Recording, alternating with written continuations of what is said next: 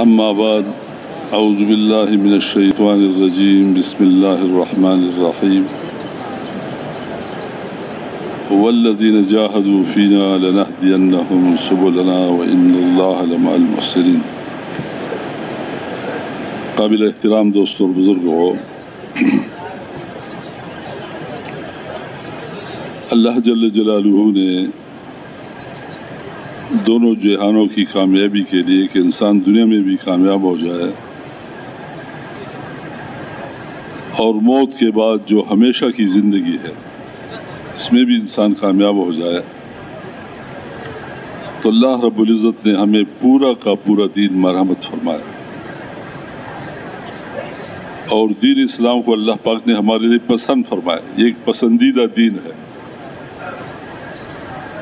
ان الدین عند اللہ الاسلام، زندگی گزارنے کا بہترین طریقہ اللہ کے نزدیک یہ دین اسلام ہے۔ وَمَن يَبْتَغِ غَيْرَ الْإِسْلَامِ دِينًا فَلَن يُقْبَلَ مِنْهُ وَهُوَ فِي الْآخِرَةِ مِنَ الْخَاسِرِينَ۔ اور جس انسان نے زندگی گزارنے کے لیے کوئی اور راستہ تلاش کیا تو یہ انسان نقصان میں ہوگا، یہ خسارے میں ہوگا۔ دین اسلام کو اللہ پاک نے عین انسان کی فطرت کے مطابق نازل فرمایا۔ یہ ایک فطری دین ہے، ہر انسان دین کے مطابق زندگی گزار سکتا ہے، اس میں سختی نہیں ہے۔ اللہ رب العزت نے دین کو انتہائی آسان بنا کے بھیجا۔ امیر سے امیر آدمی، غریب سے غریب آدمی، مرد ہے، عورت ہے، بیمار ہے، لنگڑا ہے، لولا ہے، ہر انسان دین کے مطابق زندگی گزار سکتا ہے۔ اب دین انسان کی زندگی میں آتا ہے محنت سے، بغیر محنت کے دین نہیں آتا ہے۔ پہلے اللہ پاک دنیا میں انبیاء علیہ السلام کو مبعوث فرمایا کرتے تھے، نبی آتے تھے اور نبی محنت کرتے تھے، مجاہدے کرتے تھے، قربانیاں کرتے تھے، اللہ کی دین کے لیے مشقتوں کو برداشت کرتے تھے، تکالیف کو برداشت کرتے تھے، مجاہدے کرتے تھے، یہاں تک کہ ہجرت کر کے اپنے وطن کو چھوڑتے تھے۔ اب نبی دنیا میں نہیں آئیں گے، اللہ رب العزت نے نبوت کا دروازہ بند فرمایا،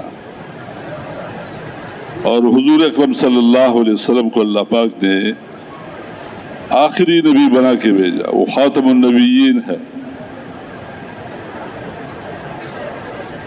اب ختم نبوت کی بنیاد پہ اللہ پاک نے یہ کام اس امت کے سپرد کیا ہے، اس امت کے ذمہ لگایا، بلکہ اللہ جل جلالہ نے حضور اکرم صلی اللہ علیہ وسلم کے ساتھ پوری امت کو اس کام میں شریک کیا۔ قل ھذہ سبیلی ادعو الی اللہ علی بصیرۃ انا ومن اتبعنی، اے پیغمبر تم اعلان کرو کہ یہ میرا راستہ ہے، میں لوگوں کو اللہ کی طرف بلاتا ہوں یقین کے ساتھ کہ یہ راستہ، یہ کامیابی تک پہنچا ہوا راستہ ہے۔ انا ومن اتبعنی، یہ میرا بھی کام ہے، اور جن لوگوں نے میرے اوپر ایمان لایا ہے اس کا بھی یہ کام ہے، ہر مسلمان کا یہ کام ہے۔ اور یہ صحابہ کی تاریخ ہے کہ کوئی صحابی ایسا نہیں جس نے ایمان کی دعوت نہ دی ہو، اس محنت کو نہ کیا ہو۔ ایسا صحابی مل سکتا ہے جس نے نماز نہیں پڑھی ہے، لیکن ایسا صحابی جس نے یہ کام نہ کیا ہو نہیں، ہر صحابی۔ میرے دوستو، جب ایمان لایا ہے تو اس نے یہ محنت شروع کی ہے۔ تو یہ دعوت و تبلیغ کی جو محنت ہے یہ انبیاء علیہ السلام کی محنت ہے، اور اس کا مزاج بھی یہ انبیاء علیہ السلام کا ہے کہ یہ کام بغیر قربانی کے، بغیر مجاہدے کے نہیں ہو سکتا۔ جس کے لیے شرط ہے. جیسے نبی قربانی کرتے تھے تو وہی مطالبہ اللہ پاک ہم سے بھی کرتے ہیں. اللہ پاک فرماتے وَجَاهِدُوا فِي اللَّهِ حَقَّ جِهَادِهِ هُوَ اجْتَبَاكُمْ. تم اللہ کی دین کے لیے جہد کرو، محنت کرو، کوشش کرو. جیسا کوشش کرنے کا حق ہے، جیسا محنت کرنے کا حق ہے، کیونکہ اللہ پاک نے تمہیں پسند کیا. هُوَ اجْتَبَاكُمْ. اجتبا یجتبی یہ جو لفظ ہے یہ انبیاء علیہ السلام کی اللہ پاک نے خاص کیا. اللہ پاک نے اس امت کے لیے فرمایا. اللہ پاک نے تمہیں چنا، اللہ پاک نے تمہارا انتخاب کیا. ہر مسلمان یہ اس محنت کو کر سکتا ہے. کوئی مسلمان یہ نہیں کہہ سکتا کہ میں اس محنت کو نہیں کر سکتا ہوں. نہیں، ہر مسلمان اس محنت کو کر سکتا ہے. اور اس محنت کو اللہ پاک نے انتہائی آسان بنایا. اس میں کوئی مشکل نہیں ہے. حضور اکرم صلی اللہ علیہ وسلم ایسے نبی کہ وہ یتیم تھے پیدائشی طور پہ، اور دنیا کا کوئی مال متاع اس کے ساتھ نہیں تھا، حکومت نہیں تھی، اس کے پاس سونا چاندی نہیں تھا کہ قیامت تک کوئی آدمی یہ نہ کہے کہ یہ کام تو بہت مشکل ہے، یہ تو انبیاء کا کام ہے، میں تو اس کو نہیں کر سکتا ہوں. تو اللہ رب العزت نے حضور اکرم صلی اللہ علیہ وسلم کو ایسا نبی بنا کے بھیجا کہ قیامت تک وہ سارے زمانوں کے لیے نبی ہے. قیامت تک جتنے زمانے آنے والے ہیں سب کے لیے وہ نبی. اور دنیا کے سارے انسانوں کے لیے پہلے نبی آتا تھا ایک خاص قوم کے لیے، ایک خاص علاقے کے لیے، ایک خاص شہر کے لیے. لیکن اللہ رب العزت نے حضور اکرم صلی اللہ علیہ وسلم کو پوری دنیا کے انسانوں کے لیے نبی بنا کے بھیجا. اور میرے دوستو کام اتنا آسان کہ یعنی قیامت تک آنے والے کوئی انسان بھی یہ نہ کہے کہ میں تو اس کو نہیں کر سکتا. کام کیا ہے؟ جی نبی کو اللہ پاک نے کلمے کی دعوت کے ساتھ مبعوث فرمایا. ہر نبی کو اللہ پاک نے یہ محنت دی کہ تم جا کے اپنے قوم کو دعوت دو. کس کی دعوت دو؟ لا الہ الا اللہ. یہ دعوت دو کہ اللہ سے ہوتا ہے، اللہ کے غیر سے نہیں ہوتا ہے. اور اللہ پاک نے یہ دعوت حضور اکرم صلی اللہ علیہ وسلم کو بھی دیا. لیکن فرق کیا تھا کہ ہر زمانے کا نبی وہ اپنے قوم کو مخاطب کر کے دعوت دیتا تھا. اے میری قوم، تم ایک اللہ کی عبادت کرو. حضور پاک علیہ السلام نے فرمایا یا ایھا الناس قولوا لا الہ الا اللہ. یعنی اے آدم علیہ السلام کی اولاد، ساری دنیا کے انسانوں کو مخاطب کر کے دعوت دی. ہر نبی آتا تھا تو یہ دعوت دیتا تھا اللہ کی عبادت کرو، میں اللہ کا نبی ہوں، میرا اتباع کرو. حضور اکرم صلی اللہ علیہ وسلم نے یہ دعوت دی اے لوگوں ایک اللہ کی عبادت کرو، میں اللہ کا نبی ہوں، میرا اتباع کرو. اور ساتھ یہ بھی فرمایا میں اللہ کا آخری نبی ہوں، میرے بعد کوئی نبی آنے والا نہیں ہے. تو میرے دوستو یہ کام جو ہے، یہ محنت، یہ انتہائی آسان ہے کہ ہر آدمی، ہر انسان، ہر مسلمان یہ اللہ کو بولنے والا بن جائے، اس کی زبان پہ اللہ کا نام آ جائے کہ ہمارے کارساز، مددگار، حاجت روا، مشکل کشا ایک اللہ پاک کے ذات عالی ہے. ہمارے مسائل کا حل یہ اللہ پاک کے ہاتھ میں ہے، مخلوق کے ہاتھ میں کچھ بھی نہیں ہے. اللہ نے حضور سے فرمایا تم ان لوگوں کو دعوت دو، قل اللہم مالک الملک، کہ اللہ جل جلالہ وہ بادشاہوں کے بادشاہ ہے، تؤتی الملک من تشاء، جس کو چاہتے ہیں بادشاہت دے دیتے ہیں، وتنزع الملک ممن تشاء، جس سے چاہتے ہیں اسے چھین لیتے ہیں، وتعز من تشاء وتذل من تشاء، عزت اور ذلت کے مالک اکیلے اللہ پاک کی ذات ہے۔ عزت حکومت میں نہیں ہے، عزت مال میں نہیں ہے، عزت اللہ پاک کے ہاتھ میں ہے۔ اللہ پاک نے موسیٰ علیہ السلام کو عزت دی، کیسے عزت دی؟ بغیر مال ملک کے۔ موسیٰ علیہ السلام کے پاس کوئی مال اور ملک کا نقشہ نہیں تھا، ابراہیم علیہ السلام کے پاس کوئی مال اور ملک کا نقشہ نہیں تھا، فرعون وہ حکومت والے تھے، طاقت والے تھے، اللہ پاک نے حکومت کے ساتھ اس کو ذلیل کیا، اس لیے کہ ہمارے دل کا یہ یقین بن جائے کہ چیزوں میں عزت نہیں ہے، مال میں عزت نہیں ہے، ملک میں عزت نہیں ہے، عزت کس کے ہاتھ میں ہے؟ اکیلے اللہ پاک کے ہاتھ میں ہے۔ لہذا ہمارے اوپر جو حال بھی آ جائے، ہماری توجہ اللہ پاک کی طرف جائے۔ یہ انبیاء کی دعوت تھی کہ دیکھو تمہاری زندگی یہ مال کے راستے سے، ملک کے راستے سے نہیں بنے گی، زندگی بنانے والے اکیلے اللہ پاک کی ذات ہے۔ تم اللہ کو پہچانو۔ اللہ پاک کو تم کیسے پہچانو گے؟ کہ تم روزانہ اللہ کو بولنا شروع کرو، روزانہ تمہاری زبان پہ اللہ کا نام ہو۔ ایک حدیث مبارک کا مفہوم ہے کہ قیامت کے دن انسان کا ہر کلام اس پہ وبال ہوگا، کوئی نفع دینے والی چیز نہیں ہوگی سوائے اس کے کہ اس زبان پہ بلائی کی بات کرے، اس زبان پہ اللہ کا ذکر کرے، اس زبان پہ لوگوں کی آپس میں اصلاح کرے۔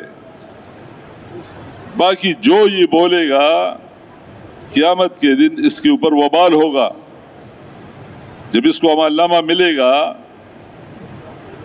اور یہ اپنے عمل نامے کو دیکھے گا تو یہ کہے گا ما لهذا الکتاب لا یغادر صغیرۃ ولا کبیرۃ الا احصاها، کہ کوئی چھوٹی بڑی بات اس نے نہیں چھوڑی ہے، ہر بات اس میں لکھی ہے۔ ہم جو بولتے ہیں، ہمارے ساتھ دو فرشتے ہیں کرام الکاتبین، وہ لکھتے ہیں جو ہم دیکھتے ہیں، جو ہم کرتے ہیں، جو ہمارے بدن سے عمل نکلتا ہے، فرشتے اس کو لکھتے ہیں۔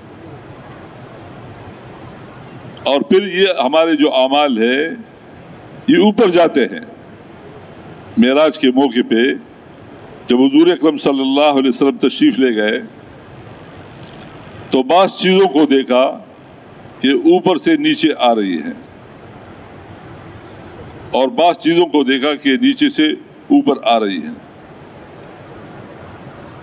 تو جبرائیل علیہ السلام سے پوچھا یہ کیا ہے؟ تو جبرائیل علیہ السلام نے فرمایا جو نیچے سے اوپر آ رہی ہے یہ انسانوں کے اعمال ہیں، اور جو اوپر سے نیچے جا رہی ہے یہ اللہ پاک کی طرف سے فیصلے ہیں۔ میرے دوستو، جتنے بھی یہ حالات آ رہے ہیں یہ سارے کے سارے حالات اللہ پاک کی طرف سے ہے، اور اس میں بنیادی دخل کس چیز کی ہے؟ جی، ہمارے اعمال کی۔ آج انسان جو ہے یہ اللہ کا خلیفہ ہے زمین پر، یہ اللہ کا خلیفہ ہے، یہ کائنات کا شہزادہ ہے۔ جب یہ زمین میں بغاوت کرتا ہے، اللہ کی نافرمانی شروع کرتا ہے، تو اللہ پاک اس کے حالات کو بگاڑ دیتے ہیں، پھر ہوائیں اس کے خلاف چلتی ہے، حالات اس کے خلاف ہو جاتے ہیں، پھر یہ پریشان ہو جاتا ہے۔ انبیاء علیہ السلام کی محنت کیا تھی؟ اے انسانوں، ایک اپنے دل کا یقین صحیح کرو، اور دوسری محنت کیا تھی؟ اپنے بدن سے نکلنے والا عمل صحیح کرو، اللہ پاک تمہارے حالات کو صحیح کریں گے۔ میرے دوستو، ایک حدیث مبارک کا مفہوم ہے کہ روزانہ اللہ پاک 2 فرشتوں کو بھیجتے ہیں، اور یہ فرشتے بیت اللہ شریف پہ اتر جاتے ہیں، بیت اللہ شریف کا طواف کرتے ہیں، اور پھر اعلان کرتے ہیں آج دنیا میں فلان چیز کا فلان نرخ ہوگا۔ اب جو اعلان فرشتوں کی طرف سے ہوتا ہے میرے دوستو، دنیا میں وہ بات چلتی ہے۔ آج یہ نہیں ہے کہ بھائی آج جو بات حکومت چاہے گی، جو حاکم چاہے گی، جو بادشاہ، نہیں بھائی، دنیا میں جتنے بادشاہ ہیں سارے بادشاہوں پہ اللہ کا قبضہ ہے، ان کے دماغوں پہ، ان کے دلوں پہ، ان کے فیصلوں پہ۔ وہ جو چاہیں گے وہ نہیں ہوگا، جو اللہ پاک چاہیں گے وہ ہوگا۔ اس لیے میرے دوستو، جو حال بھی آ جائے تو ہماری توجہ اللہ پاک کے ذات عالی کی طرف جائے۔ یہ ہمارے ایمان کا حصہ ہے کہ خیر اور شر کس کی طرف سے ہے؟ اللہ کی طرف سے ہے۔ خیر اور شر کے مالک اللہ پاک کی ذات عالی ہے۔ اس لیے میرے دوستو، اللہ کے ساتھ تعلق جوڑنا، اللہ کو پہچاننا کہ ہم اللہ کو پہچان لیں۔ اللہ کون ہے؟ وہ ہمارے خالق ہے، اس نے ہمیں پیدا کیا۔ ہم دنیا میں نہیں تھے، ہمارا وجود ہی نہیں تھا، ہم دنیا میں نہیں تھے، اللہ پاک نے ہمیں پیدا کیا، یہ آنکھیں دی، کان دیا، دماغ دیے، یہ سارے آزاد جوارح کس نے دیے؟ اللہ پاک نے دیے۔ اور کیسے عجیب طریقے سے ہماری خلقت کی، ہمیں پیدا کیا۔ ہاں جی، پانی سے۔ میرے دوستو، ایک ایسے عجیب پیدا کرنے والے، اور جیسے وہ ہمارے خالق ہیں ایسے وہ ہمارے مالک ہے، ہمارے ہر چیز پہ اس کا قبضہ ہے۔ یہ نہیں کہ ہم جو چاہیں گے وہ ہوگا، نہیں، جو اللہ پاک چاہیں گے وہ ہوگا۔ اور جیسے وہ ہمارے مالک ہے میرے دوستو، ایسے وہ ہمارے رازق ہے۔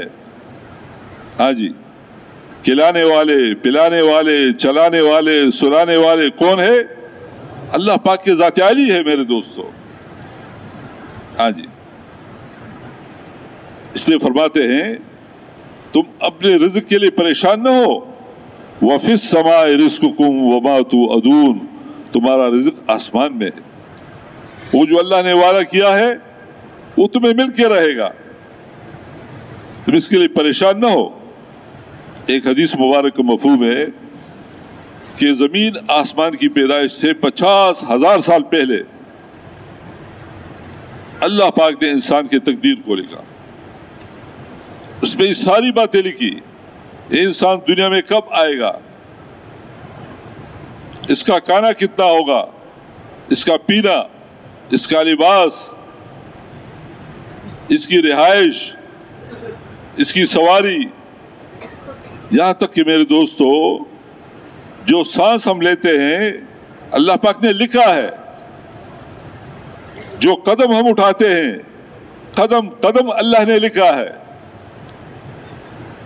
جب یہ ساری چیزیں ختم ہو جاتی ہے تو میرے دوستو پھر موت کا فرشتہ آ جاتا ہے۔ اس لیے فرماتے ہیں بھائی، انسان کو اللہ نے ہمیشہ کے لیے پیدا کیا، انسان ختم نہیں ہوگا۔ ایک زمانہ ایسا تھا کہ اللہ پاک نے ہمیں روح کی شکل میں پیدا کیا، ہم عالم ارواح میں تھے، وہاں سے اللہ پاک نے ہمیں منتقل کیا ماں کی پیٹ کی طرف، ایک عرصہ ہم نے وہاں گزارا، پھر وہاں سے اللہ پاک نے ہمیں منتقل کیا دنیا کی طرف۔ یہ جو دنیاوی زندگی ہے میرے دوستو، یہ لکھی ہوئی ہے. ہمارا کھانا اللہ نے لکھا ہے, ہمارا پینا اللہ نے لکھا ہے. اس لیے فرمایا تم اپنے کھانے پینے کے لیے پریشان نہ ہو, اللہ نے ذمہ لیا ہے اپنے ذمے. وما من دابۃ فی الارض الا علی اللہ رزقها, کہ زمین پر جتنی حرکت کرنے والی چیزیں ہیں, چاہے وہ انسان ہے, حیوان ہے, کیڑے مکوڑے ہیں, سب کے رزق کا ذمہ کس نے لیا ہے؟ اللہ نے لیا ہے. اللہ نے, اکیلے اللہ نے. ہم اس کے لیے پریشان نہ ہو. اس لیے فرماتے بھائی یہ باتیں ہم نہ کریں.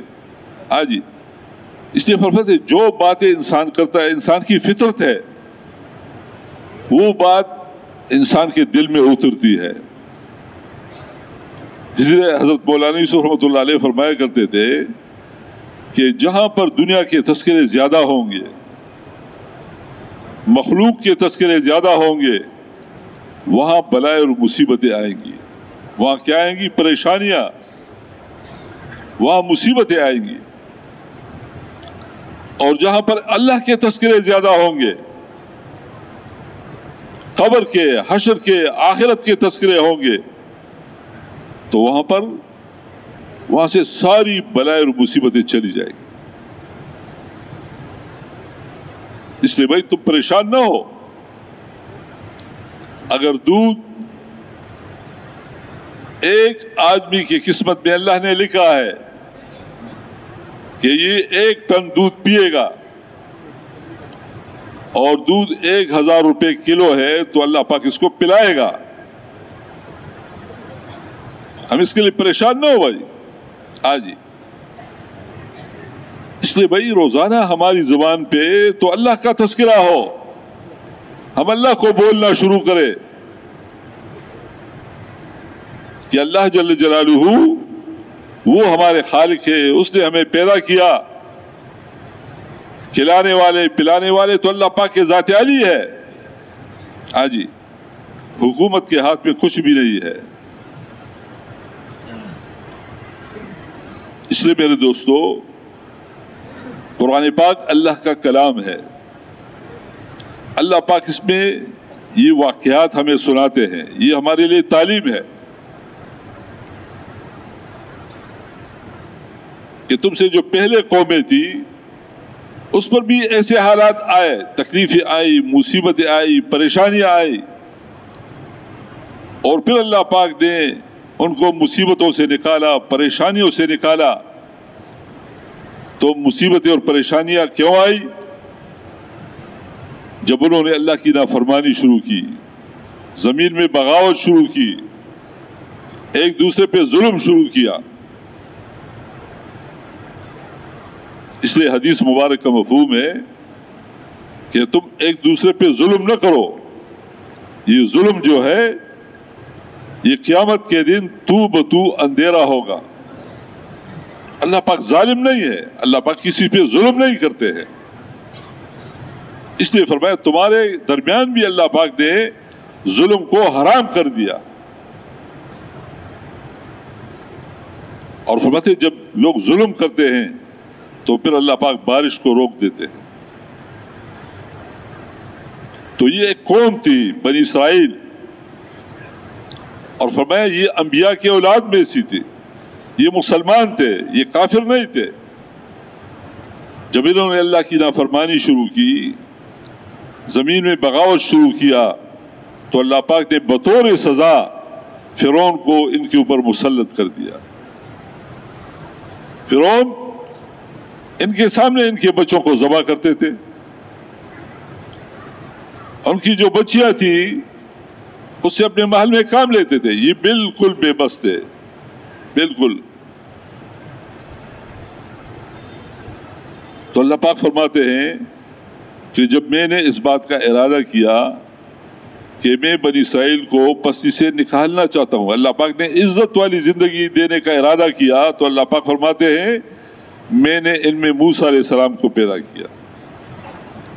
موسیٰ علیہ السلام نے محنت شروع کی. کس بات کی؟ کلمے کی, لا الہ الا اللہ. اور دوسری کس چیز کی محنت شروع کی؟ نماز کی. علماء کرام فرماتے ہیں 25 سال موسیٰ علیہ السلام نے کلمے کی محنت کی اور 15 سال نماز کی محنت کی. جب موسیٰ علیہ السلام تشریف لائے، محنت شروع کی، تو بنی اسرائیل نے کہا تمہارے آنے سے پہلے بھی ہم پریشان تھے اور تمہارے آنے کے بعد بھی ہم پریشان ہیں، ہمارے حالات ٹھیک نہیں ہوئے.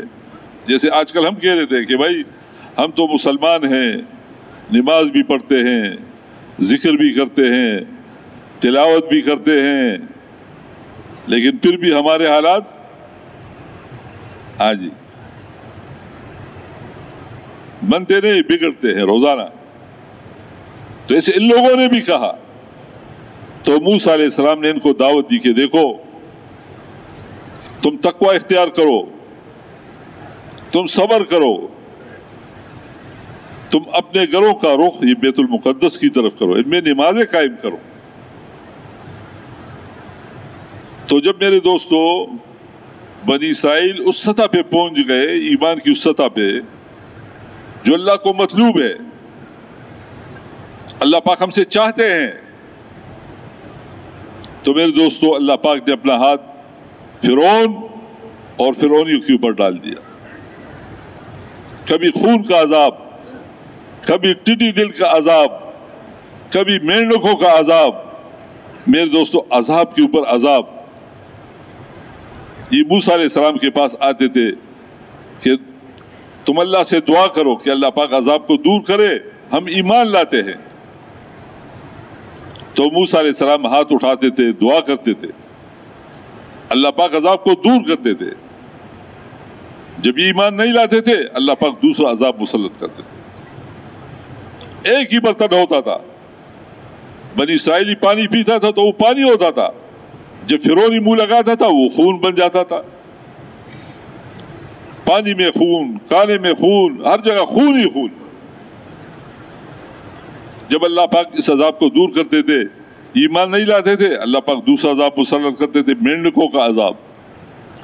پانی میں مینڈک، کانے میں مینڈک، بستر میں مینڈک، ہر جگہ مینڈک ہی مینڈک. تو میرے دوستو یہ اللہ کا ضابطہ ہے قیامت تک. ایک قوم کے متعلق اللہ پاک فرماتے ہیں کہ میں ان کے پاس صبح و شام رزق بھیجتا تھا فراخی کے ساتھ. جب انہوں نے اللہ کی نافرمانی شروع کی تو اللہ پاک فرماتے میں نے 2 عذاب ان کے اوپر مسلط کیے. ایک خوف کا عذاب اور ایک بھوک کا عذاب. بلکہ اللہ پاک فرماتے میں نے ان کو بھوک اور خوف کا لباس پہنا دیا. یہ پریشان ہو گئے، مال کے ہوتے ہوئے، چیزوں کے ہوتے ہوئے پریشانی. تو میرے دوستو جیسے اللہ جل جلالہ خالق ہے اشیاء کے، جیسے اللہ پاک خالق ہے چیزوں کے، خالق ہے انسانوں کے، ایسے اللہ جل جلالہ خالق ہے احوال کے. یہ سارے حالات جو آ رہے ہیں یہ اللہ پاک کی طرف سے. اس لیے فرماتے ہیں ہم توبہ کریں، ہم استغفار شروع کریں،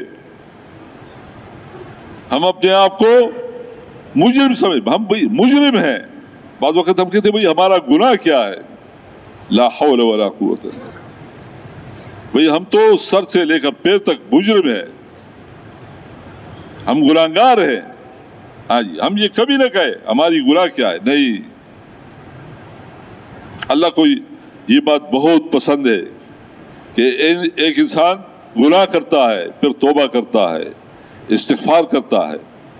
ایک حدیث مبارک کا مفہوم ہے ایک انسان گناہ کرتا ہے، گناہ کرتا ہے، گناہ کرتا ہے اور اتنے گناہ کرتا ہے زمین سے لے کر آسمان تک، لیکن یہ توبہ کرتا ہے، یہ استغفار کرتا ہے، اللہ پاک سارے گناہوں کو معاف فرما دیتے. اور اللہ پاک فرماتے یا عبادی الذین اسرفوا علی انفسہم لا تقنطوا من رحمت اللہ ان اللہ یغفر الذنوب جميعا انہ هو الغفور الرحیم. اے لوگوں جنہوں نے اپنے اوپر زیادتی کی، گناہ کیے، تم اللہ کی رحمت سے نا امید نہ ہو، تم توبہ کرو، تم استغفار کرو، وہ بخشنے والا ہے، سارے گناہوں کو معاف کرنے والا ہے۔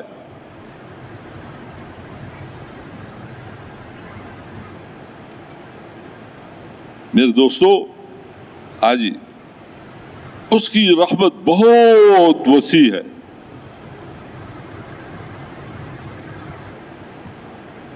اس لیے فرماتے ہیں کہ جو آدمی اپنے اوپر استغفار کو لازم کرتا ہے، اللہ پاک ہر تنگی سے اس کو نکال دیتے ہیں اور ایسی طرف سے روزی عطا فرماتے ہیں کہ اس کا گمان بھی نہیں کہاں سے ملا۔ میرے دوستو، یونس علیہ السلام اللہ کے نبی تھے۔ جب مچھلی کے پیٹ میں چلے گئے تو بالکل اندھیرا ہی اندھیرا تھا، مچھلی کے پیٹ کا اندھیرا، رات کا اندھیرا، سمندر کا اندھیرا۔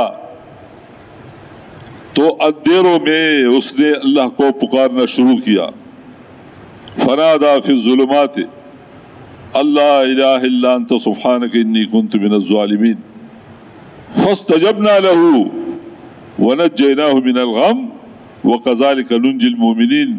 قیامت تک اللہ کا وعدہ ہے کہ جو بھی ان الفاظ کے ساتھ مجھے پکارے گا، ایمان والا ہوگا، میں اس کو نجات دوں گا، جیسے میں نے نجات دی یونس علیہ السلام کو۔ اللہ کا وعدہ ہے۔ اس لیے بھائی ہم روزانہ آج یہ آیت کریمہ لا الہ الا انت سبحانک انی کنت من الظالمین کم از کم 313 مرتبہ ہم ضرور پڑھا کریں، ہم استغفار کریں کہ ہماری زبانوں پہ ہر وقت اللہ کا نام ہو۔ جو بھی حال آ جائے، جو بھی مصیبت آ جائے، جو بھی پریشانی آ جائے، تو ہم کیا کریں؟ ہم اللہ کو پکاریں، اللہ خوش ہوتا ہے۔ ایوب علیہ السلام اللہ کے نبی تھے، جب بیمار ہوئے اور ایسی بیماری تھی کہ سارا بدن جو ہے وہ چلنی ہو گیا، تو اس نے اللہ کو پکارنا شروع کیا، رب انی مسنی الضر وانت ارحم الراحمین۔ اللہ پاک نے شفا دی، اللہ پاک نے اس بیماری کو دور کیا۔ اس لیے میرے دوستو، ہم توبہ کریں، ہم استغفار کریں، ہم اعمال کریں۔ حضور اکرم صلی اللہ علیہ وسلم نے صحابہ کی یہ تربیت فرمائی کہ دیکھو دنیا آزمائش کا میدان ہے، تمہارے اوپر حالات آئیں گے، تکلیف آئے گی، مصیبت آئے گی، پریشانی آئے گی، تم کیا کرو گے؟ تم اعمال کرو گے، اور اعمال کے ذریعے سے اللہ پاک سے اپنی حاجتوں کو پورا کریں گے، اللہ پاک سے اپنے مسائل کو حل کریں گے۔ میرے دوستو، جب حضور اکرم صلی اللہ علیہ وسلم کے وقت میں کوئی مصیبت آتی، کوئی پریشانی آتی، تو حضور اکرم صلی اللہ علیہ وسلم مسجد تشریف لے جاتے تھے۔ یہ ہمارے لیے تعلیم ہے کہ بھئی کوئی حال بھی آ جائے تو ہم کیا کریں؟ ہم مسجد کی طرف دوڑیں، ہم مسجد کا رخ کریں۔ دیکھو حدیث مبارک کا مفہوم ہے، زمین پر سب سے بہترین جگہ، اللہ کو محبوب جگہ وہ مسجد ہے، ناپسند جگہ وہ بازار ہیں۔ مساجد ایمان ساز ہے، یہاں پر ایمان اور اعمال بنتے ہیں۔ بازار یہ ایمان سوز ہے، یہاں پر ایمان اور اعمال جل جاتے ہیں۔ میرے دوستو، جب اللہ نے زمین کو بنایا تو زمین پر سب سے پہلے اللہ پاک نے بیت اللہ شریف کو بنایا، اپنا گھر بنایا،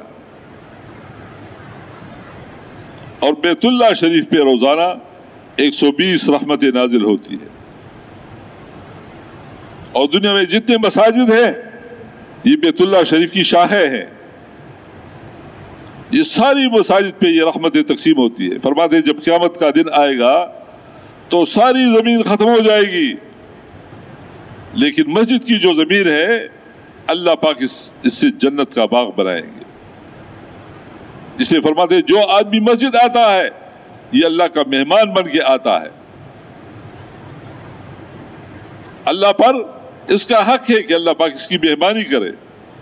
دن میں 1 مرتبہ آتا ہے، 2 مرتبہ آتا ہے، 10 مرتبہ آتا ہے، 20 مرتبہ آتا ہے، 100 مرتبہ آتا ہے، تو یہ کیا بن کے آتا ہے؟ اللہ کا مہمان بن کے آتا ہے. اس لیے حضور پاک صلی اللہ علیہ وسلم فرمایا کرتے تھے، ہاں جب تم جنت کے باغوں میں جاؤ تو وہاں خوب چرو. تو کسی نے کہا اے اللہ کے نبی جنت کے باغ کیا ہے؟ فرمائے مساجد، یہ جنت کے باغ ہے، اس میں کلمہ پڑھو سبحان اللہ، الحمدللہ، لا الہ الا اللہ واللہ اکبر، اللہ پاک تمہارے گناہوں کو معاف فرما دیں گے. اس لیے میرے دوستو، حضور پاک علیہ الصلوۃ والسلام نے صحابہ کی تربیت فرمائی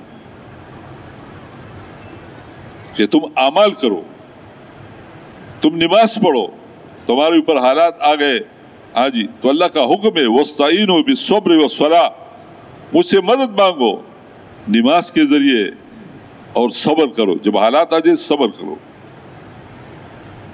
کسی کو نہ بتاؤ، ہاں جی، اللہ کو بتاؤ. فرمایا جب انسان کے اوپر حالات آتے ہیں، تکلیف آتی ہے، مصیبت آتی ہے، پریشانی آتی ہے، اور اللہ کے سوا یہ کسی کو نہیں بتاتا اور یہ صبر کرتا ہے، اس پہ بھوک آتی ہے اور یہ کسی کو نہیں بتاتا ہے، تو اللہ پر اللہ کے ذمے ہو جاتا ہے کہ اللہ پاک اس کو 1 سال کے حلال روزی کا بندوبست فرمائیں گے.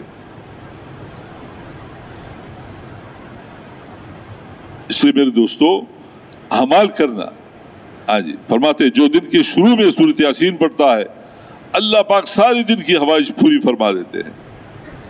جو آدمی ہر رات سورۃ واقعہ پڑھتا ہے اس پہ فاقہ نہیں آئے گا. جو آدمی بیمار ہو جاتا ہے اور یہ سورۃ فاتحہ پڑھتا ہے اللہ پاک اس کو شفا دیں گے، کیونکہ اللہ کے نبی نے فرمایا کہ سورۃ فاتحہ میں ہر بیماری سے شفا ہے. اور ایک حدیث مبارک کا مفہوم ہے کہ اللہ کا نبی فرماتے ہیں کہ تم اپنے بیماروں کا علاج کرو صدقے کے ذریعے سے. جب تم بیمار ہو جاؤ تو کیا کرو؟ صدقہ کرو، کیونکہ بلا اور مصیبت صدقے کو پال نہیں سکتی ہے، صدقہ اس کے سامنے کھڑا ہو جائے. اور قیامت کے دن انسان اپنے صدقے کے سائے میں ہوگا، اور صدقہ یہ بری موت سے حفاظت ہے. تو میرے دوستو قلیل ہو یا کثیر ہو، یہ نہیں کہ بھائی میں بکرا ذبح کروں، میں مینڈا ذبح کروں، نہیں، جو آپ سے ہو سکتا ہے. آپ نے ایک آدمی کو 10 روپے دیے، 20 روپے دیے، اس کا ناشتہ ہو گیا، یہ صدقہ ہے. تو میرے دوستو اعمال یہ فیل نہیں ہوتے ہیں، مال فیل ہو جاتا ہے. حدیث کی کتابوں میں ایک واقعہ ہے کہ 3 جوان تھے، وہ راستے پہ جا رہے تھے، سفر پہ جا رہے تھے، تو جنگل میں جا رہے تھے تو بارش آئی، طوفان آ گیا. تو بارش اور طوفان کی وجہ سے یہ ایک غار میں چلے گئے، غار میں پناہ لی. تو اوپر پہاڑ سے ایک بہت بڑا پتھر آیا اور غار کے منہ پہ پڑ گیا، غار کا منہ بالکل بند ہو گیا. اب یہ تینوں اس میں بند ہو گئے، قید ہو گئے. تو ان تینوں نے کہا کہ اب خلاصی کی کیا صورت ہے؟ تو تینوں نے کہا کہ چلو ہم اللہ کے سامنے اپنی جو ہم نے نیکی کی ہے یہ پیش کریں گے، دعا کر لیں گے. تو ایک نے دعا کی، اے اللہ میں چرواہا تھا، بھیڑ بکریاں چراتا تھا، تو ایک دن بارش کی وجہ سے دیر ہو گئی، میں دیر سے پہنچا. تو جب میں پہنچتا تھا تو دودھ نکال کر کے جو میرے ماں باپ تھے وہ بوڑھے تھے، میں اس کو پلاتا تھا. تو جب میں آیا تو یہ سو گئے تھے، دیر سے آیا تو میں نے دودھ نکال کے میں ان کے سرہانے کھڑا ہو گیا کہ جب بھی اٹھیں گے تو میں اس کو دودھ پلاؤں گا. حالانکہ میرے بیوی بچے وہ رو رہے تھے. ہمیں دودھ پلاؤ. اے اللہ میں نے تیرا حکم سمجھا کہ میں ماں باپ کے ساتھ احسان کرو. اگر تو نے یہ نیکی قبول کی ہے تو یہ پتھر ہٹاؤ. وہ پتھر ہٹ گئی, اس میں روشنی پیدا ہو گئی. پھر دوسرے نے دعا کی کہ میرے ساتھ ایک مزدور تھا, نوکر تھا, کام کرتا تھا. کسی بات پہ وہ ناراض ہوا, وہ چلا گیا. اس کی جو مزدوری تھی وہ میرے پاس رہ گئی. تو میں نے اس میں بکری خریدی, ہوتے ہوتے اس سے ریوڑ بن گیا. پھر میں نے گائے خریدی, اس سے بھی پورا ریوڑ بن گیا. تو ایک دن وہ آیا, اس نے مطالبہ کیا کہ میری مزدوری دے دو. تو میں نے اشارہ کیا کہ جتنا یہ سامنے جو ریوڑ ہے یہ تمہاری مزدوری ہے. تو اس نے کہا میرے ساتھ مذاق نہ کرو. میں نے کہا واللہ مذاق نہیں ہے. اے اللہ میں نے تیرے لیے کیا, اگر تو نے یہ نیکی قبول کی ہے تو پتھر ہٹا دو. تو پتھر اور ہل گئی, اس میں روشنی پیدا ہو گئی. پھر تیسرے نے دعا کی کہ میری چچازاد بہن تھی, اس کا کوئی والی نہیں تھا, اس کا ماں باپ نہیں تھا, وہ چھوٹی تھی, میری پرورش میں تھی, میں اس کی پرورش کر رہا تھا تو وہ جوان ہو گئی. تو میری نیت میں فطور پیدا ہو گیا. جب میں نے اس کو اپنے قابو میں لے لیا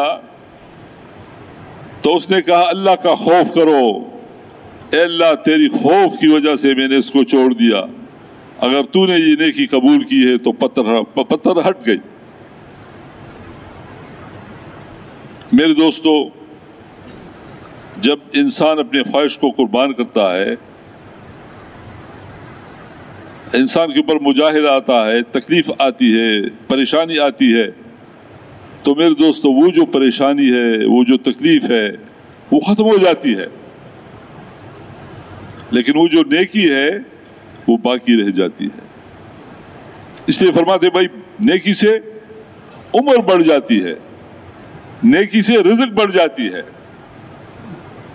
نیکی رنگ لاتی ہے.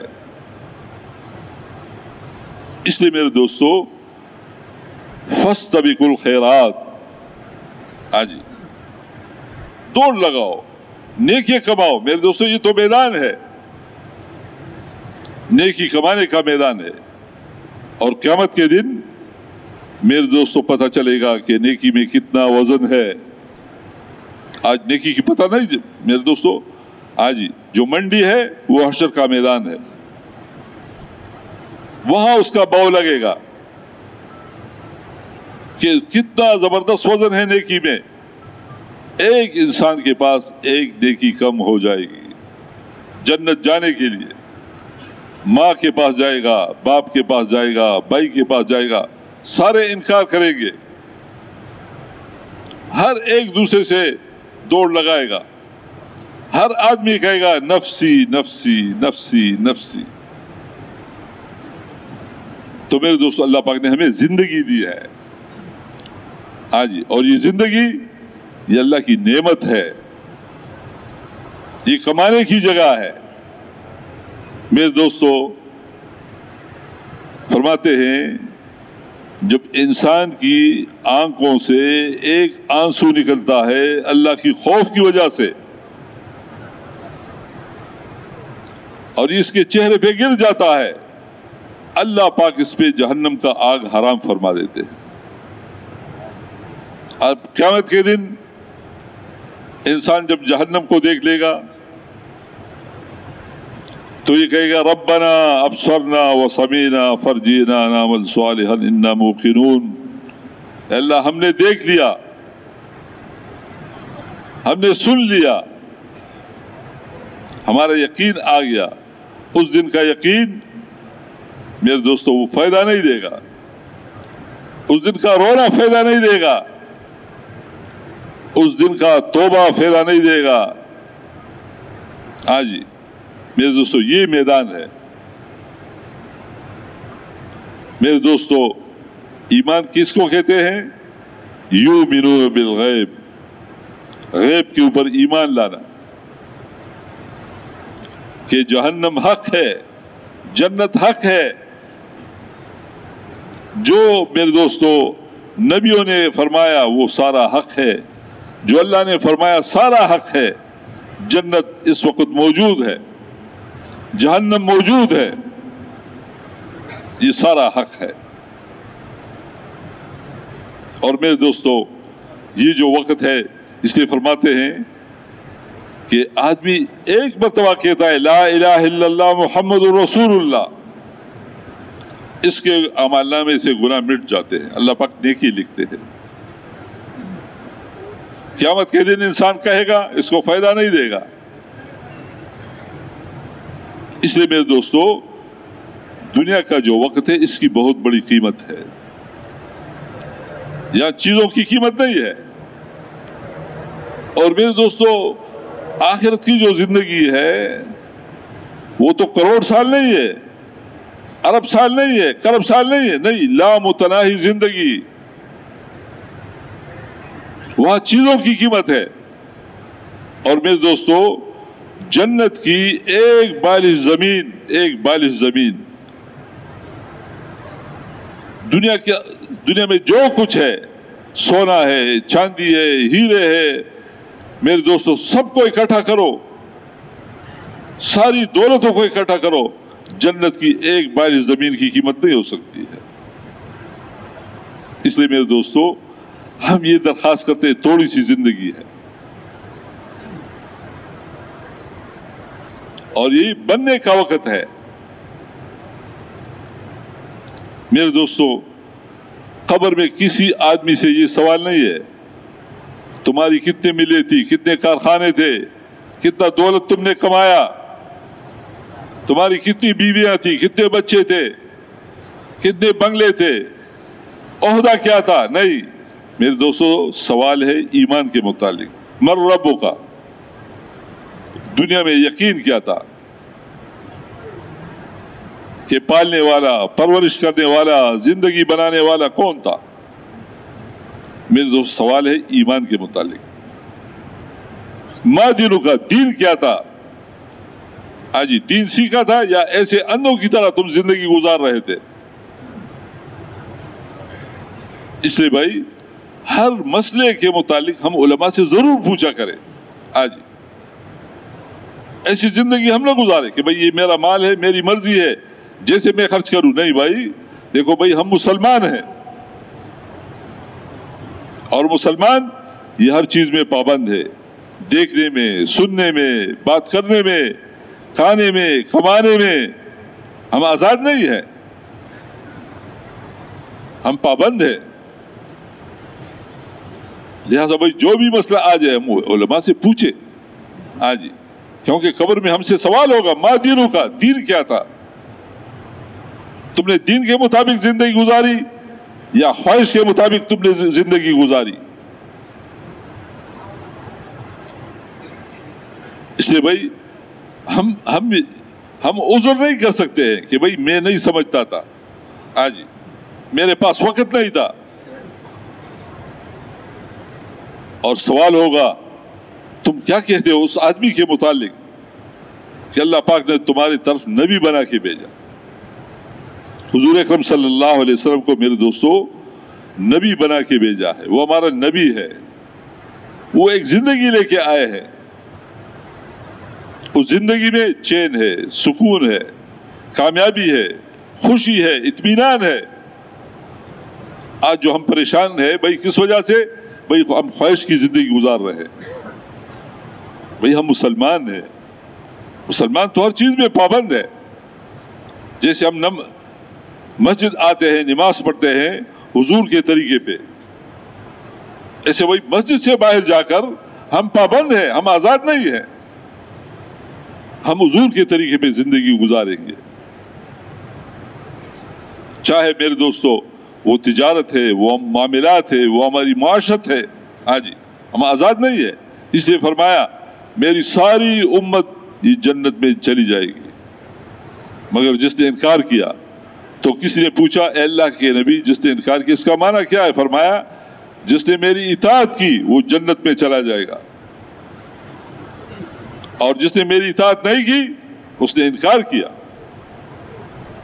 فرمایا جس نے میرے سنت کو زندہ کیا اس نے میرے ساتھ محبت کی، اور جس نے میرے ساتھ محبت کیا وہ جنت میں ایسے میرے ساتھ ہوگا۔ اور ایک حدیث مبارک کا مفہوم ہے کہ دنیا میں جو جس کی مشابہت کرتا ہے، جس کے طور و طریقوں پہ چلتا ہے، قیامت کے دن حشر ان لوگوں کے ساتھ ہوگا۔ قیامت کے دن صفیں ہوں گی، آجی انبیاء کی، صدیقین کی، شہداء کی، صالحین کی، ایسے صفیں ہوں گی یہود اور نصارہ کی۔ دنیا میں جو جس کی مشابہت کرتا ہے، جس کے طور اور طریقوں کو اختیار کرتا ہے، قیامت کے دن اس کے صف میں لا کے کھڑا کر دیا جائے گا۔ میرے دوستو، اس لیے ہم سارے یہ ارادہ کریں کہ بھئی ہم ہر حال میں حضور کا اتباع کریں گے، ہاں ہم سنت کے مطابق زندگی گزاریں گے۔ بھئی ایک سنت آجی یہ معمولی نہیں ہے۔ ایک آدمی آیا اور کہا اے اللہ کے نبی میرے اوپر تنگ دستی ہے، میرے اوپر فقر و فاقہ ہے۔ تو حضور نے فرمایا جب گھر کا دروازہ کھولو تو بسم اللہ پڑھو، اور مسنون دعا سکھائی، یہ دعا پڑھو،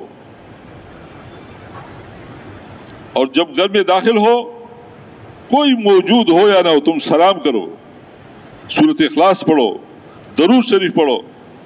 تو یہ صحابی کہتے میں نے یہ طریقہ اختیار کیا۔ اللہ پاک نے اتنی فراخی کی کہ میں دوسرے لوگوں کو دینے والا بن گیا ایک سنت پہ۔ جو آدمی 2 رکعت سنت پڑھتا ہے گھر میں فجر کی، پھر مسجد کے لیے نکلتا ہے اور فرض نماز مسجد میں پڑھتا ہے، تو اللہ پاک 3 انعامات دنیا میں عطا فرماتے ہیں۔ ایک، اس کا خاتمہ ایمان کے اوپر ہوگا، اللہ پاک اس کے مال میں اولاد میں برکت عطا فرمائیں گے، اور اس کے اور بیوی کے درمیان جھگڑا نہیں ہوگا، اللہ پاک امن والی زندگی دیں گے۔ دیکھو ایک سنت پہ، میرے دوستو سنت معمولی چیز نہیں ہے آج۔ اس لیے بھائی حضور پاک علیہ السلام نے ایک زندگی لے کے آیا ہے آج۔ جو آدمی گھر سے نکلتا ہے اور یہ دعا پڑھتا ہے بسم اللہ توکلت علی اللہ لا حول ولا قوت الا باللہ، تو اللہ پاک کی طرف سے اعلان ہوتا ہے اللہ پاک نے تمہیں ہدایت دی، اللہ پاک تمہارے لیے کافی ہو گئے، اللہ پاک نے تمہاری حفاظت کی، اور شیطان کو تجھ سے دور کیا گیا۔ تو بھائی ہم دیکھو، ہم جو کہتے ہیں نا اللہ کے راستے میں نکل جاؤ، بھائی کس لیے؟ کہ ہم حضور کی زندگی سیکھ لیں۔ آج میرے دوستو جو خواہش کی زندگی، اس لیے حدیث مبارک کا مفہوم ہے جب تمہارے معاملات میں سے اور تمہاری معاشرت میں سے میرے طریقے نکل جائیں گے تو اللہ پاک تم سے بدتر لوگوں کو تمہارے اوپر مسلط کر دیں گے۔ آج جو ہم رونا روتے ہیں بھئی یہ تو سارے ہمارے کرتوت ہیں۔ آج ایک آدمی مر رہا تھا تو اس نے اپنے اولاد کو بلایا کہ دیکھو یہ فلاں زمین جو ہے یہ فلاں آدمی کی ہے، میں نے اس سے قبضہ کی ہے، تو میرے اوپر ایک پہاڑ پڑا ہوا ہے، میرے اوپر بہت بوجھ ہے، تو یہ زمین اس کے حوالے کرو۔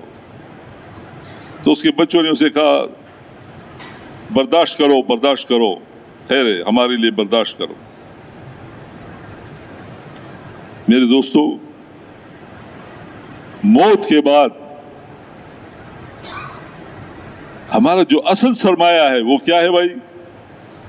وہ ایمان اور اعمال ہے، مال نہیں ہے بھائی۔ مال ہمارے ساتھ قبر میں نہیں جائے گا۔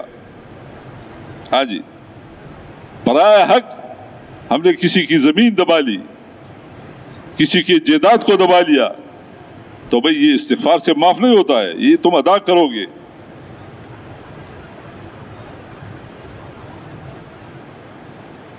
اس لیے میرے دوستو اللہ پاک نے یہ زندگی ہمیں دی ہے جی کہ بھائی جو بھی ہمارے اوپر حال آ جائے تو بھائی ہم کیا کریں، ہم اللہ کو پکارے. اللہ خوش ہوتا ہے. جو اللہ کو نہیں پکارتا ہے، اللہ سے نہیں مانگتا ہے، اللہ پاک اس سے ناراض ہو جاتا ہے. اللہ پاک کے پاس ہر چیز کے خزانے ہیں، اولاد کے خزانے، رزق کے خزانے، چین سکون راحت اطمینان کے خزانے. میرے دوستو ایسے اللہ پاک کے پاس مصیبتوں کے خزانے ہیں، پریشانیوں کے خزانے ہیں، بیماریوں کے خزانے ہیں. ایک دن حضرت عائشہ رضی اللہ تعالی نے پوچھا، اے اللہ کے نبی یہ زمین کیوں ہلتی ہے؟ فرمایا جب زمین پہ بدکاری ہوتی ہے، زنا ہوتی ہے تو زمین ہلنے لگتی ہے. پھر اللہ کے نبی نے فرمایا کہ جس قوم میں زنا کا رواج ہوگا اللہ پاک اس پہ لا علاج مرضوں کو مسلط کر دیں گے. ایک دن فرمایا تمہارے اوپر ایک زمانہ آنے والا ہے کہ لوگ تمہیں ایسے کھائیں گے جیسے دسترخوان پہ کھانا ہوتا ہے. تو صحابہ نے کہا اے اللہ کے نبی ہماری تعداد کم ہو جائے گی؟ فرمایا نہیں، تمہاری تعداد بڑھ جائے گی، لیکن تم میں وہن پیدا ہو جائے گا. تو صحابہ نے پوچھا اے اللہ کے نبی وہن کیا ہے؟ وہن فرمایا حب الدنیا کراہت الموت، دنیا کی محبت اور موت سے کراہت. آج موت کو ہم پسند نہیں کرتے ہیں، حالانکہ موت یہ مومن کا تحفہ ہے. ہمارے حاجی صاحب رحمۃ اللہ علیہ فرمایا کرتے تھے بھائی یہ دعا مانگو اللہ سے، اے اللہ ہمیں اپنے ملاقات کا شوق نصیب فرما. جب میرے دوستو ہمیں شوق ہوگا تو اللہ پاک بھی چاہیں گے کہ میرا بندہ میرے ساتھ مل جائے. بھائی موت سے ڈرنا نہیں چاہیے. جی موت تو مومن کا تحفہ ہے، اور جب ایمان کے ساتھ جائیں گے دنیا سے تو میرے دوستو وہاں مزے ہیں، چین ہے، سکون ہے، راحت ہے، اطمینان ہے. جی وہاں پریشانی نہیں ہے. پھر لیکن بھائی اگر غلط یقین کے ساتھ چلے گئے، یقین میں گڑبڑ ہے، اعمال خراب ہے، تو میرے دوستو پھر وہاں کیا ہے؟ وہاں اندھیرا ہے، وہاں مصیبت ہے، وہاں پریشانی ہے، وہاں عذاب ہے. فرماتے دو جگہ ہیں موت کے بعد. جی برزخ، جس کو کہتے برزخ کی زندگی، ایک علیین ہے اور ایک سجین ہے. علیین میں وہ روح چلی جاتی ہے جس نے دنیا میں اللہ کو راضی کیا، ایمان اور اعمال والی زندگی گزاری، تو میرے دوستو یہ علیین میں چلا جائے گا. اور فرماتے یہ علیین جو ہے یہ عرش معلیٰ کے نیچے ہے، ایک زبردست مقام ہے. اور جس نے دنیا میں اللہ کو ناراض کیا، خواہشات کی زندگی گزاری، تو میرے دوستو پھر کیا ہوتا ہے؟ پھر مصیبت ہے، پھر پریشانی ہے، پھر سانپ ہے، پھر بچھو ہے میرے دوستو، اور قیامت تک یہ ہوتا رہے گا. پھر اس لیے میرے دوستو ہم اعمال کو غالب کریں. ان الذین آمنوا وعملوا الصالحات، ان الذین آمنوا وعملوا الصالحات. قرآن پاک میں اللہ پاک جگہ جگہ جو لوگ ایمان لائے، جنہوں نے ایمان کی محنت کی، نیک اعمال کیے، تو ان کے لیے کیا ہے؟ ان کے لیے جنت ہے، ہمیشہ کی جنت ہے. میرے دوستو دنیا میں انسان کی خواہش پوری نہیں ہو سکتی ہے، اللہ پاک ہمارے سارے خواہشات کو جنت میں پورا فرمائیں گے. وَلَكُمْ فِيهَا مَا تَشْتَهِي أَنفُسُكُمْ وَلَكُمْ فِيهَا مَا تَدَّعُونَ. جو تم زبان سے مانگو گے وہ بھی اللہ پاک تمہیں دیں گے، جو تمہارے جی میں آئے گا وہ خواہش بھی اللہ پاک تمہاری پوری فرمائیں گے. چاہے وہ کھانے کی خواہش ہے، پینے کی خواہش ہے، لباس کی خواہش ہے، حسن کی خواہش ہے، مکانات اور محلات کی خواہشات ہے، سونے اور چاندی کی خواہشات ہے. میرے دوستو یہ سارے خواہشات اللہ پاک جنت میں پورا فرمائے گے. میرے دوستو پوری دنیا جی میرے دوستو، اس سے ایک انسان کی خواہش پوری نہیں ہو سکتی ہے۔ ایک حدیث مبارک کا مفہوم ہے، اگر انسان کو ایک وادی مل جائے سونے کی، دوسری کی تمنا کرتا ہے، دوسری مل جائے تیسری کی تمنا کرتا ہے۔ اس لیے میرے دوستو جی کہ بھئی ہر وقت ہماری زبان پہ اللہ کا نام ہو۔ جی ایک دن موسیٰ علیہ السلام نے عرض کیا، اے اللہ تو نے میرے اوپر بڑے احسانات کیے، میں تیرا شکر کیسے ادا کروں؟ تو اللہ جل جلالہ نے فرمایا تم میرا ذکر کرو، یہ تیری طرف سے میرا شکر ہوگا۔ پھر عرض کیا اے اللہ تیری شان کے مناسب میں تیرا شکر کیسے ادا کروں؟ تو اللہ جل جلالہ نے فرمایا کہ ہر وقت تمہاری زبان میرے ذکر میں تر و تازہ رہے۔ سبحان اللہ، الحمدللہ، لا الہ الا اللہ، واللہ اکبر، لا حول ولا قوت الا باللہ۔ سب سے بہترین کلمہ، سب سے بہترین ذکر درود شریف۔ جب ہم ایک مرتبہ درود پڑھتے ہیں، اللہ پاک کی طرف سے 10 رحمتیں نازل ہوتی ہیں، 10 نیکی عطا فرماتے ہیں، 10 گناہ معاف فرماتے ہیں، اور جنت میں 10 درجے بلند ہو جاتے ہیں۔ اور بھائی ہم استغفار کریں ہر وقت۔ جی ایک حدیث مبارک کا مفہوم ہے کہ حضور اکرم صلی اللہ علیہ وسلم ایک مجلس میں ان الفاظ کے ساتھ 100 مرتبہ استغفار کرتے تھے، رب اغفر لی وتب علی انک انت التواب الرحیم۔ فرماتے قیامت کے دن سب سے خوش قسمت انسان وہ ہوگا جس کے عمل نامے میں سب سے زیادہ استغفار ہوگی۔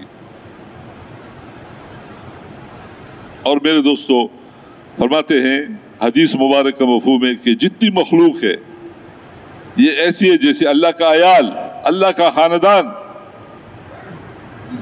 الخلق عیال اللہ۔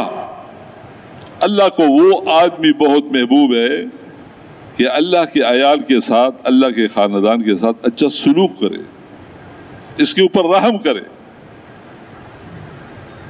ارحموا من فی الارض یرحمکم من فی السماء، تم زمین والوں پہ رحم کرو، آسمان والے تمہارے اوپر رحم کریں گے۔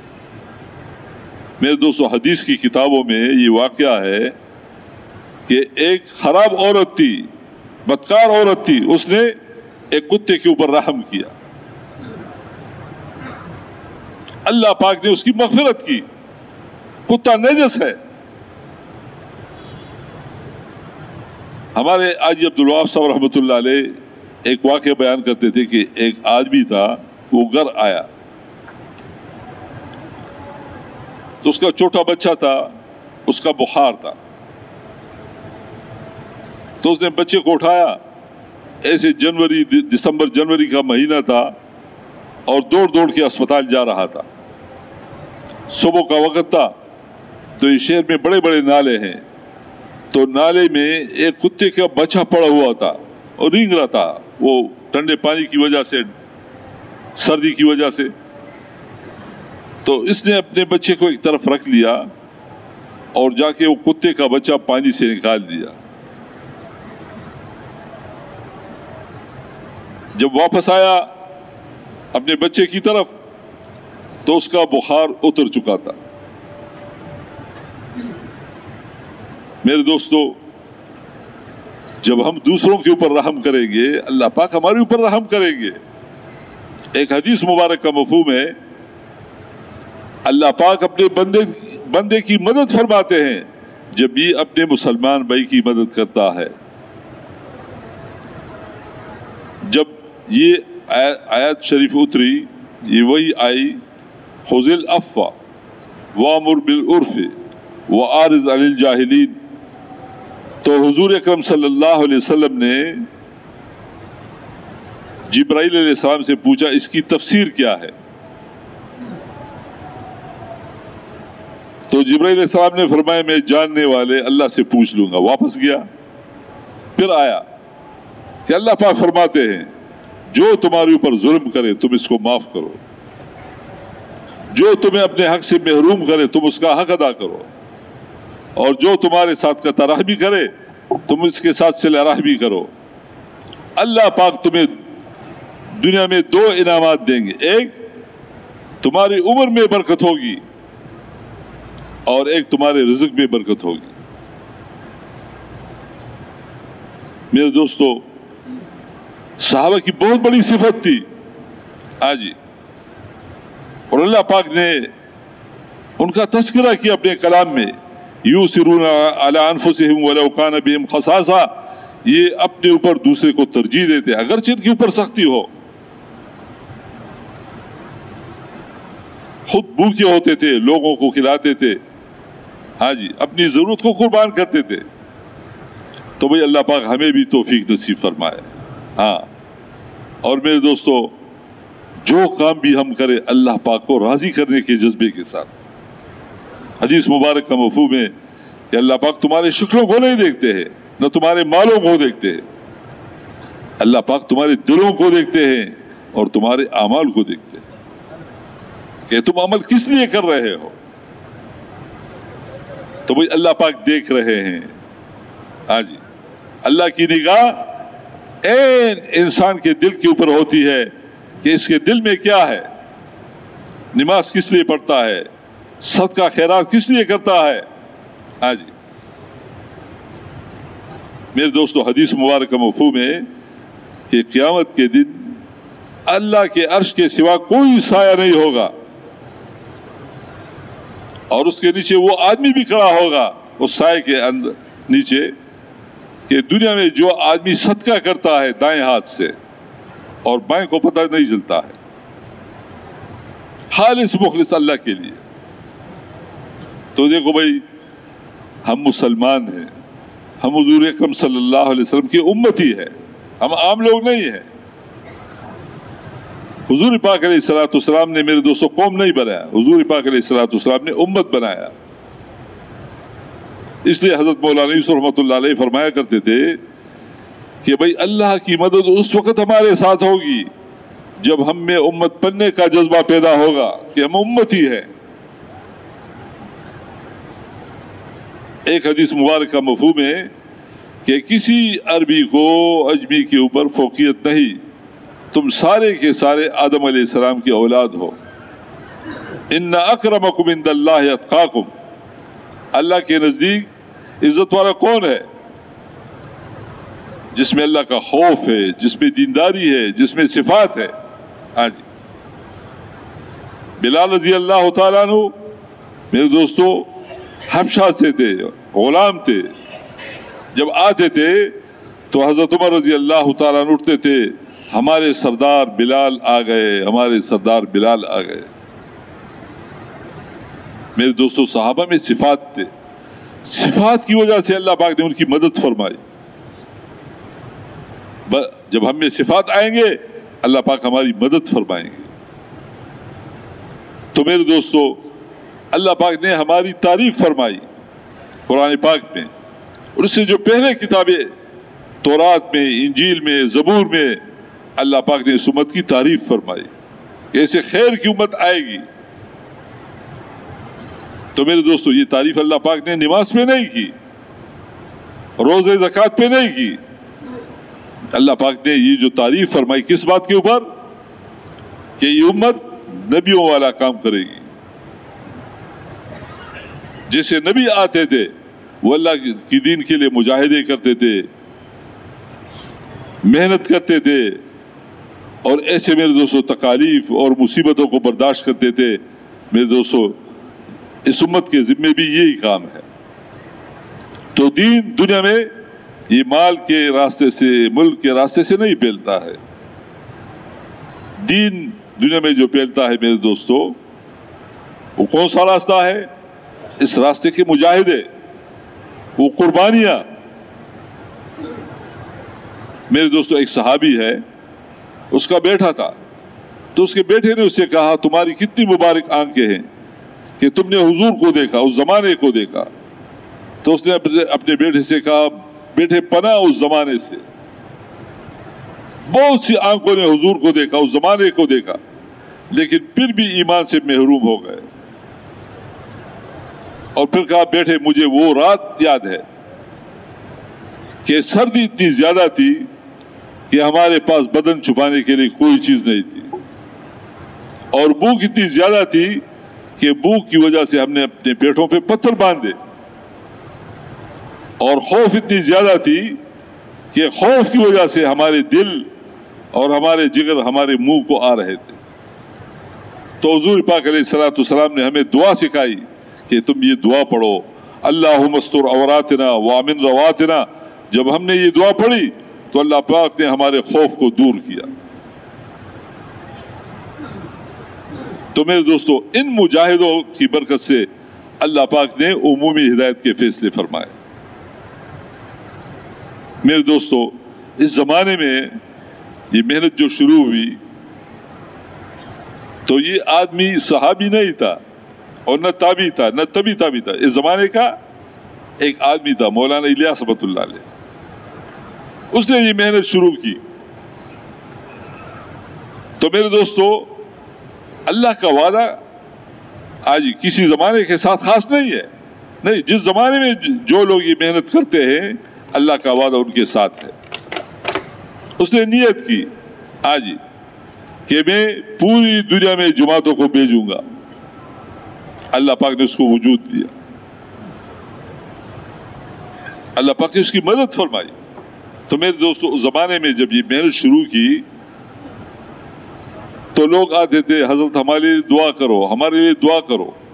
تو بزرگ آدمی تھے واقعی اس زمانے کے، تو حضرت فرماتے بھائی جماعت میں جاؤ، اللہ کے راستے میں نکل جاؤ۔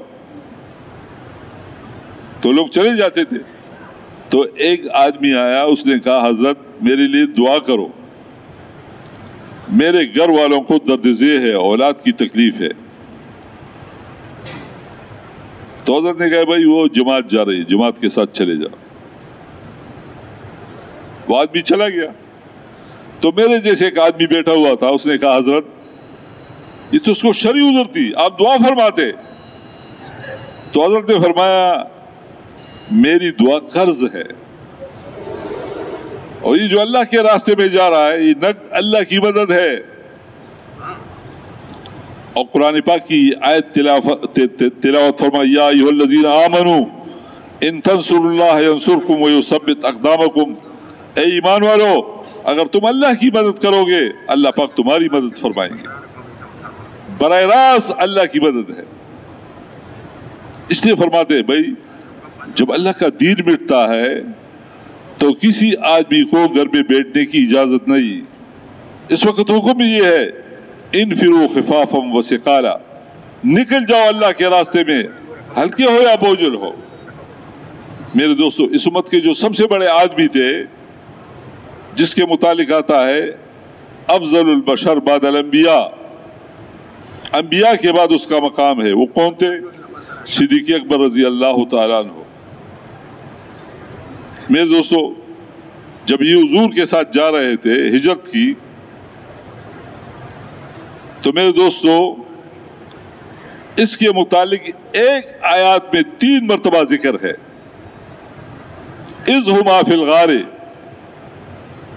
اذ یقول لصاحبہ لا تحزن ان اللہ معنا، یہ اس کے متعلق ہے۔ تو اس کا باپ یہ آنکھوں سے نابینا تھے، بیوی جوان تھی اور بچے سارے چھوٹے تھے، اور میرے دوستو یہ اللہ کے راستے میں نکل گیا۔ اس امت کے سب سے بڑے مفتی ہے، تو بھائی کوئی کہہ سکتا ہے کہ اس نے غلط کیا؟ بھائی یہ قیامت تک ہمارے لیے تعلیم ہے کہ دیکھو جب تم اللہ کے راستے میں جاؤ گے حالات آئیں گے، تکلیف آئے گی، لیکن میرے دوستو تمہاری توجہ جب اللہ کی طرف ہوگی اللہ پاک تمہاری مدد فرمائیں گے۔ کیسے مدد فرمائیں گے؟ آج جیسے اللہ پاک نے ابراہیم علیہ السلام اور اس کی اولاد کی مدد فرمائی۔ ابراہیم علیہ السلام میرے دوستو یہ فلسطین کے رہنے والے تھے۔ اللہ پاک نے حکم دیا اس سرزمین کو چھوڑو، یہ سرزمین اس میں باغات ہے، نہریں ہیں، ٹھنڈا موسم ہے، اور میرے دوستو جب ہجرت کی اور سفر شروع کیا اس مقام پہ جو پہنچے جہاں بیت اللہ شریف ہے، تو وہاں پر اللہ پاک نے فرمایا یہاں پر اپنے بیوی بچے کو چھوڑ دو۔ تو زمانے میں بیت اللہ شریف ایسا نہیں تھا جیسے آج ہم دیکھ رہے ہیں میرے دوستو، لک اور دک سارا تھا، کوئی سبزہ نہیں تھا، کوئی سایہ نہیں تھا، کوئی درخت نہیں تھا، کوئی پانی کا انتظام نہیں تھا۔ میرے دوستو بیوی بچے کو یہاں چھوڑ دیا اور تشریف لے گئے۔ تو میرے دوستو جو زادرات چھوڑا تھا، کانا چھوڑا تھا، وہ ختم ہو گیا۔ اسماعیل علیہ السلام یہ چھوٹے بچے تھے، دودھ پیتا بچہ، اور میرے دوستو بھوک کی وجہ سے ماں کی چھاتی میں دودھ بھی خشک ہو گیا۔ اب بھوک کی وجہ سے اسماعیل علیہ السلام رونے لگے، اور جب بچہ روتا ہے تو اپنی ایڑیاں وہ زمین سے رگڑتا ہے، ایسے بلبلا کے رو رہا تھا۔ اور میرے دوست دو پہاڑیاں ہیں، صفا اور مروہ، تو حاجر علیہ السلام اس کے درمیان دوڑ رہی تھی، کبھی ایک پہاڑی پہ چڑھ رہی تھی، کبھی دوسری پہ، کہ مجھے کوئی قافلہ نظر آ جائے، کوئی انسان نظر آ جائے۔ میرے دوستو اللہ کی رحمت کو ایسا جوش آیا کہ اسماعیل علیہ السلام کی ایڑیوں میں سے اللہ پاک نے ایک چشمہ نکال دیا، اور ایسا چشمہ کہ وہ پانی ایسا ابل رہا تھا۔ جب حاجرہ نے دیکھا تو آئی اور اس کے گرد ایک ریت کا مٹی کا منڈیر باندھ دیا، کہا زمزم زمزم۔ یہ عبرانی زبان میں ہے، کہتے ہیں زمزم رک جاؤ۔ اللہ پاک نے اس پانی کو روک دیا۔ تو حضور پاک علیہ السلام نے فرمایا کہ اللہ رحم کرے حاجرہ پہ، اگر یہ الفاظ نہ فرماتے تو اللہ کی رحمت کو ایسا جوش آیا تھا کہ یہ پانی پوری دنیا میں یہ پھیل جاتا۔ تو علماء کرام فرماتے ہیں ابراہیم علیہ السلام کا یہ سفر یہ مہینوں کا سفر نہیں تھا، یہ سالوں کا سفر تھا، سالوں کا۔ اور کئی سال کے بعد واپس آئے، جب آئے تو اسماعیل علیہ السلام بڑے ہو چکے۔